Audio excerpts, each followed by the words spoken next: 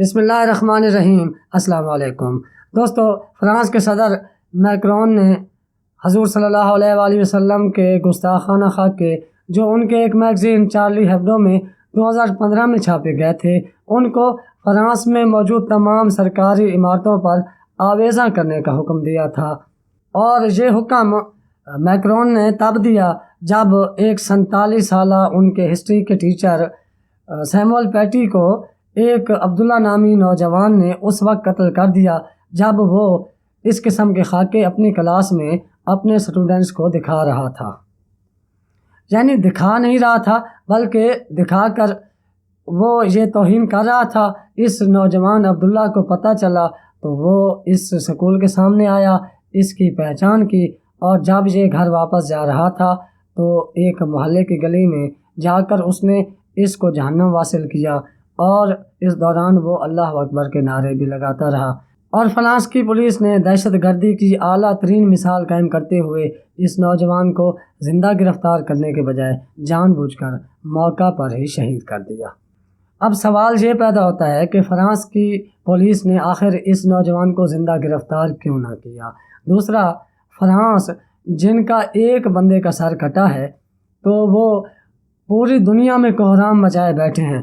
اسلامی شدت پسندوں نے ہم پر دہشت گردی شروع کر دی ہے، وہ ہمیں یرغمال بنانا چاہتے ہیں، ہمارے اظہار رائے کی آزادی کو یرغمال بنانا چاہتے ہیں، اور یہ اظہار رائے کی آزادی ہے تو اس فرانس میں ہی ایک قانون ہے کہ یہودیوں کا جو قتل عام نازیوں نے کیا تھا اس کے بارے میں بات چیت کرنا اور اسے برا بھلا کہنا ایک بہت بڑا جرم ہے، اور فرانس میں ایسے شخص کو فوری طور پر جیل میں ڈال دیا جاتا ہے۔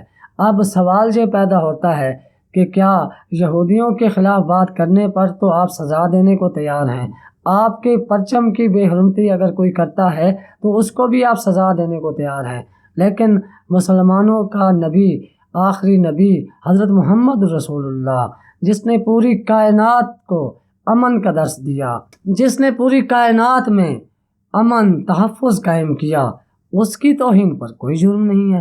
اس کی توہین آپ سرکاری طور پر کر رہے ہیں، اور اسے آپ اپنی پالیسی کہتے ہیں کہ یہ اظہار رائے کی آزادی ہے۔ تو یہ پہلی بار نہیں ہے کہ فرانس مسلمانوں کے ساتھ اس قسم کے زیادتیوں میں ملوث ہے۔ فرانس جب سے طاقتور ہوا ہے تب سے یہ ملک مسلمانوں کے خلاف ایسے ہی زیادتیاں کرتا آیا ہے۔ آپ بہت زیادہ دور نہ جائیں، ایک ملک مسلمان ملک ہے الجیریا، انہوں نے ان سے آزادی حاصل کرنے کی کوشش کی، اور انہوں نے وہاں پر آزادی کے ہیروز کو کچلنے کے لیے جو قتل عام کیا اور جو لوگ شہید کیے ان کے سروں کو ان کے جسموں سے کاٹ کر ان کے فوجی واپس پیرس بھیجتے تھے، جہاں پر یہ ان کے سروں کو گوشت اتار کر صاف ستھرا کر کے ایک نمبر لگا کر اور اس کا مکمل ہسٹری ایک نمبر کے تحت ٹیگنگ کر کے ایک میوزیم میں شیلف میں رکھ دیتے تھے، جس کو یہ وار ٹرافی کہتے ہیں۔ اور یہ وار ٹرافیز ہزاروں کی تعداد میں آج بھی ان کے میوزیم میں پڑی ہیں، جن کی تصاویر اگرچہ ہمارے پاس موجود ہیں، لیکن یوٹیوب کی پالیسی کی وجہ سے ہم وہ تصاویر آپ کو نہیں دکھا رہے، بلکہ ان کی جگہ ایک ٹوپیاں اکٹھی کی گئی ہیں، فوجی کیپس، ان کی تصویر ادھر آپ کو یہ نظر آ رہی ہوگی،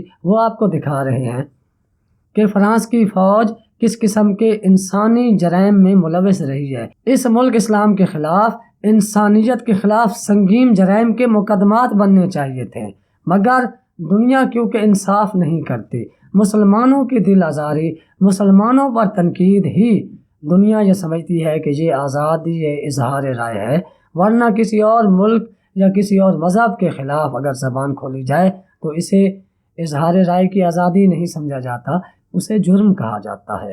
اب فرانس کا وہی میگزین چارلی ہیبڈو، اس نے آج ترک صدر رجب طیب اردوان کی ایک نازیبا کارٹون بنا کر شائع کیا ہے، جس سے ہمیں آپ کو دکھاتے ہوئے بھی شرم محسوس ہو رہی ہے۔ ایسا بیہودہ کارٹون انہوں نے چھاپا ہے، اور DW، جروسلم پوسٹ اور امریکہ کے ایک دو اخبارات وہ رجب طیب اردوان اور عمران خان کے خلاف ایسے توہین آمیز آرٹیکلز چھاپ رہے ہیں کہ جس سے وہ دنیا میں یہ ثابت کر رہے ہیں کہ یہ دونوں سربراہان مملکت دہشت گردی کو فروغ دینے میں لگے ہوئے ہیں۔ DW نے تو عمران خان کو مطلب پرست کہہ دیا ہے، موقع پرست کہہ دیا ہے۔ انڈیا اسی طاق میں لگا ہوا ہے، وہ تو ویسے ہی ترکی اور پاکستان کی مخالفت کا کوئی موقع ہاتھ سے جانے دینے کو تیار نہیں ہے، اور اس مسلمانوں سے تو انڈیا کو ویسے بھی ایک خاص قسم کی دشمنی ہے۔ اسی طرح فرانس کیا کر رہا ہے؟ فرانس ہر اس جگہ پہ ٹانگ اڑاتا ہے جہاں مسلمانوں کو نقصان پہنچایا جا سکے۔ ابھی آپ دیکھیں انہوں نے رافیل کس کو دیے؟ پاکستان کے مخالف انڈیا کو، تاکہ مسلمانوں کو ان سے وہ مار سکیں۔ وہ آذربائیجان اور آرمینیا کی جنگ میں آرمینیا کو اپنی سواری طیاروں میں امداد پہنچا رہے ہیں، یعنی مسلمانوں کو نقصان پہنچا رہے ہیں۔ ہر جگہ انہوں نے مسلمانوں کا ہی نقصان کیا ہے۔ یہ جو آپ کو ہم نے بات کی کہ انہوں نے مختلف اسلامی ہیروز جو الجیریا سے ہے اور بہت سے ممالک سے ہیں، ان کی کھوپڑیاں مختلف نمبرز لگا کر اپنے پاس میوزیمز میں وار ٹرافیز کے طور پر محفوظ رکھی ہوئی ہیں۔ اس کے لیے ہم آپ کو پاکستان کے ایک نامور صحافی عمران ریاض خان کا ایک آڈیو کلپ سناتے ہیں، تو سنیے ذرا عمران ریاض کیا کہہ رہے ہیں۔ اس نے ایک گورے کا سر اتار دیا اور اتارنے کے بعد اللہ اکبر کے نعرے لگائے اور پھر شہید ہو گیا۔ فرانس پورے کے اندر آگ لگ گئی ہے، مسلمان مذمت کر رہے ہیں، یعنی مسلمان ملک جو ہیں وہ اس واقعے کی مذمت کر رہے ہیں کہ ٹیچر کا سر اتار دیا گیا۔ یعنی سعودی عرب، دیگر عربی ممالک جو ہیں وہ زیادہ تر وہ لوگ یہ کہہ رہے ہیں کہ ہمیں دہشت گردی کے اس واقعے پہ افسوس ہے، یعنی اس واقعے کو دہشت گردی قرار دے رہے ہیں، لیکن اس سے پہلے جو وہ استاد کرتا رہا اس کے اوپر بات نہیں کر رہے، اور خاکوں کے اوپر جو مذمت کر رہے ہیں وہ بھی ڈرتے ڈرتے کر رہے ہیں کہ فرانس سے کہیں ہمارے تعلقات بگڑ نہ جائیں۔ تو یہ ایک دوگلی پالیسی ہے جو مسلمانوں کے بارے میں دنیا کی ہے۔ انفارچونیٹلی مسلمان بھی اس کے لیے استعمال ہوتے رہتے ہیں۔ میں ابھی آپ کو بتاتا ہوں کہ فرانس نے کتنے مسلمانوں کی گردنیں کاٹی ہیں اور کتنے مسلمانوں کے سر اتارے ہیں۔ صرف ایک ملک کے بارے میں بتاؤں گا۔ فرانس نے بہت ساری کالونیز بنائی ہوئی تھی اور ان پہ قبضہ کیا ہوا تھا۔ فرینچ کالونیز اس نے بہت سارے ملکوں کے اندر قائم کی تھی، اس کی فوجوں نے قبضے کیے تھے، کنٹرول کیا ہوا تھا پوری ریاستوں کو۔ تو ان میں سے ایک الجیریا ہے۔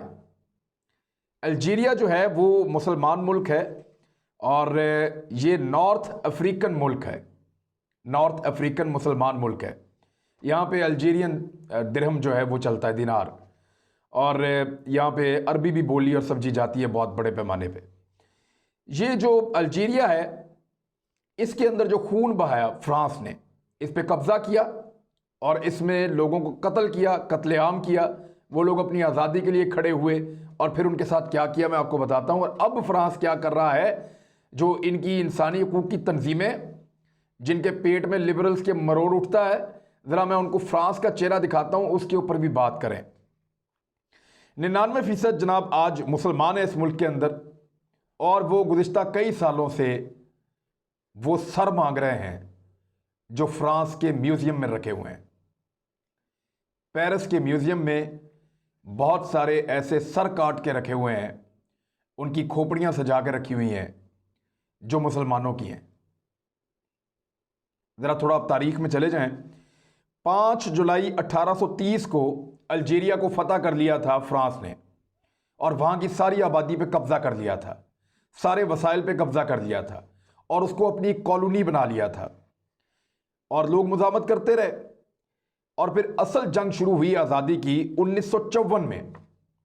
اب سے لگ بھگ آپ یہ سمجھ لیں 66 سال پہلے، 67 سال پہلے اصل آزادی کی لڑائی تب شروع ہوتی ہے۔ 1954 میں جو لڑائی شروع ہوئی اس کا نتیجہ نکلتا ہے 1962 میں، اور 5 جولائی کی ہی تاریخ ہے، یعنی 5 جولائی کو 132 سال پہلے وہ مغلوب ہوئے، اور 7 سال 4 مہینے کی لمبی جنگ لڑنے کے بعد 5 جولائی 1962 کو الجیریا آزاد ہو گیا۔ اس بیچ میں ان کے بہت سارے لوگ شہید ہوئے۔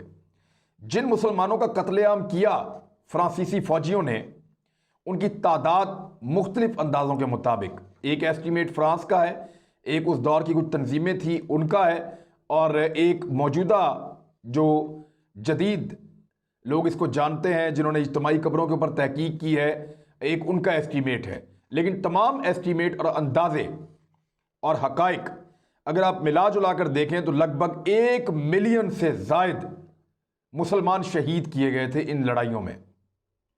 اور یہ کیا کس نے تھا؟ یہ فرانس نے کیا تھا۔ مختلف اندازوں اور اعداد و شمار کے مطابق 10 لاکھ سے زائد انسانوں کو قتل کیا گیا، اور یہ ایک ایریا میں آپ کو بتا رہا ہوں، اور اس کے علاوہ دیگر بے شمار کالونیز میں فرانس نے بہت بڑے پیمانے پر مسلمانوں کا اور دیگر مذاہب کے لوگوں کا قتل عام کیا۔ اور الجیریا کے اعداد و شمار 10 لاکھ سے زائد کے ہیں۔ اب اس ملک کو آزاد ہوئے 58 سال ہو گئے، اور الجیریا کے لوگ لگاتار ایک چیز کی ڈیمانڈ کر رہے ہیں کہ ہمارے جن لوگوں کو آپ نے قتل کیا تھا ان کے سر واپس کیے جائیں، کیونکہ فرانسیسی کرتے یہ تھے کہ جب بھی فرانسیسی فوجیں مسلمانوں کا قتل عام کرتی تھیں، ان کے لیڈرز کو مارتی تھیں، ان کے سپہ سالاروں کو مارتی تھیں، جو تحریک کے لیے آواز اٹھاتے تھے ان کو مارتی تھی، آزادی کے مجاہدین کو مارتی تھی، تو ان کی گردنیں کاٹ کر پیچھے فرانس بھیج دیتے تھے بحری جہازوں کے اوپر رکھ کے، اور وہ جو سر ہیں وہ فرانس پہنچ جاتے تھے، اور فرانس میں ان کو صاف ستھرا کر کے ان کے اوپر نمبر لگا کے اور ان کا نام لکھ کے اور ان کو صحیح طرح رکھ کے میوزیم میں رکھ دیا جاتا تھا۔ آپ نے عمران ریاض کی زبانی یہ سن لیا کہ انہوں نے کھوپڑیوں کو کس طرح وار ٹرافیز بنا کے رکھا ہوا ہے۔ اب ہم آپ کو یہ بتاتے ہیں کہ وار ٹرافی کہتے کسے ہیں۔ جو لوگ شکار کرتے ہیں جانوروں کا، خاص کر بڑے جنگلی جانوروں کا، وہ یہ اچھی طرح جانتے ہیں کہ جب وہ کسی بڑے جانور کو مار دیتے ہیں تو اس کے سر کو کاٹ کر اس میں سے گوشت نکال کر صاف کر کے اس کے جو ہڈیوں کا ڈھانچہ بنتا ہے جسے آپ سکیلیٹن کہتے ہیں، اس کو وہ اپنے پاس بطور فخر محفوظ رکھتے ہیں کہ ہم نے اس جانور کو مارا تھا، یہ اس کے سر کا ڈھانچہ ہمارے پاس موجود ہے، اور اسے وہ اپنے لیے ایک ٹرافی کا اعزاز سمجھتے ہیں، اور وہ یہ کہتے ہیں کہ یہ ہماری شکار کی ٹرافی ہے۔ اسی طرح جنگ میں اگر کسی مخالف ملک یا مخالف علاقے کے لوگوں کی کوئی قیمتی چیز آپ کے ہاتھ آ جاتی ہے، کوئی اسلحہ آ جاتا ہے، کوئی ان کی گاڑی آ جاتی ہے، یا اس قسم کی اور کوئی قیمتی اشیاء، تو انہیں آپ محفوظ رکھتے ہیں اپنے پاس میوزیم میں کہ وہ ہمارے لیے وار کی ٹرافی ہے۔ فرانس نے مسلمان مجاہدین، ان کے لیڈروں کو، ان کے کمانڈروں کو، سپہ سالاروں کو، اور وہ علاقے جن پر فرانس کا قبضہ تھا اور وہاں کے لیڈر جو ان سے آزادی کی جنگ کرتے رہے، ان کو جب وہ فرانس کی فوجیں مارتی تھیں تو ان کو سروں کو کاٹ کر ہزاروں کی تعداد میں آج بھی اپنے ملک کے مختلف میوزیم میں رکھے ہوئے ہیں، اور انہیں وہ وار ٹرافیز کہتے ہیں۔ دنیا میں اب ایسا کوئی اور ملک نہیں بچا جو انسانی کھوپڑیوں کو وار ٹرافیز کے طور پر استعمال کرتا ہو۔ یہ ظلم، یہ دہشت گردی، یہ انتہا پسندی آج کے دور میں، اس سیولائز دور میں فرانس کر رہا ہے۔ اس کا مطلب یہ ہے کہ ان کا اگر ایک سیمول پیٹی مارا گیا تو انہوں نے کوہرام مچا رکھا ہے، اور جو الجیریا کے بار بار کہنے کے باوجود ان کے شہداء کے سر وہ انہیں واپس نہیں دے رہے۔ کیا یہ کوئی دہشت گردی نہیں ہے؟ یہ اظہار رائے کی آزادی پر حملہ نہیں ہے؟ آپ مسلمانوں کے نبی کی شان میں گستاخیاں کریں، ان کے لیے توہین آمیز الفاظ استعمال کریں، ان کے توہین آمیز خاکے تیار کریں، یہ کوئی دہشت گردی نہیں ہے؟ اس پر کوئی بین الاقوامی قانون کیوں نہ بنایا جائے؟ ربیع الاول کا مہینہ ہے، ربیع الاول کے مہینے میں اپنے نبی سے محبت کے ساتھ ساتھ یہ بھی مطالبہ کیا جائے، اور دنیا، خاص کر اسلامی دنیا، کرنا تو یہ سعودی عرب کو چاہیے تھا، UAE کو چاہیے تھا، مگر افسوس کہ وہ سیمول پیٹی کے مارے جانے پہ اظہار افسوس کر رہے ہیں، اور سعودی حکمران یہ کہہ رہے ہیں کہ سیمول پیٹی کا اس طرح مارا جانا یہ ظلم ہے، اور جس سیمول پیٹی نے تمہارے نبی کی شان میں گستاخی کی اس کا مارا جانا دہشت گردی ہے، ظلم ہے۔ تو جس نبی کو مانتے ہو اس کی توہین، اس کی گستاخی وہ تمہیں قبول ہے، وہ تمہیں منظور ہے؟ تم کون سے مسلم امہ کے رہنما ہو جو خود کو مسلم امہ کا رہنما کہتے ہو، اور نبی آخر الزماں کی گستاخی پر تمہیں کوئی تکلیف نہیں ہوتی؟ تمہیں کوئی دکھ نہیں ہوتا، تمہارا کلیجہ بہہ نہیں آتا۔ ہم مسلمان، خاص کر پاکستان کے مسلمان، ہمارے دل خون کے آنسو رو رہے ہیں۔ ہمیں اتنا دکھ ہے کہ ہمارے نبی کی شان میں گستاخی ہوئی ہے، اور وہ عرب جو خود کو مسلم امہ کا لیڈر کہتے ہیں، انہیں کوئی خوف نہیں، انہیں کوئی غم نہیں، کوئی دکھ نہیں، انہیں کوئی پشیمانی نہیں۔ انہیں تو فرانس میں جا کے عیاشی کرنی ہے۔ انہیں کیا مسلمانوں کے دکھ سے؟ انہیں تو دولت چاہیے، عیاشی چاہیے، جوئے کھیلنے ہیں انہوں نے، اور کیا کرنا ہے انہوں نے۔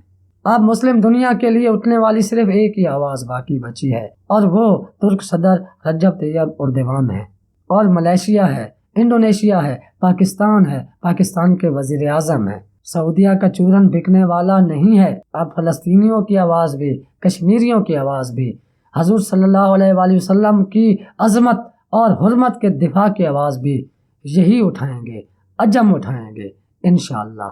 آپ اپنے گھر والوں، دوستوں کا خیال رکھیے گا، ہمارے اس چینل کا بھی۔ اللہ حافظ۔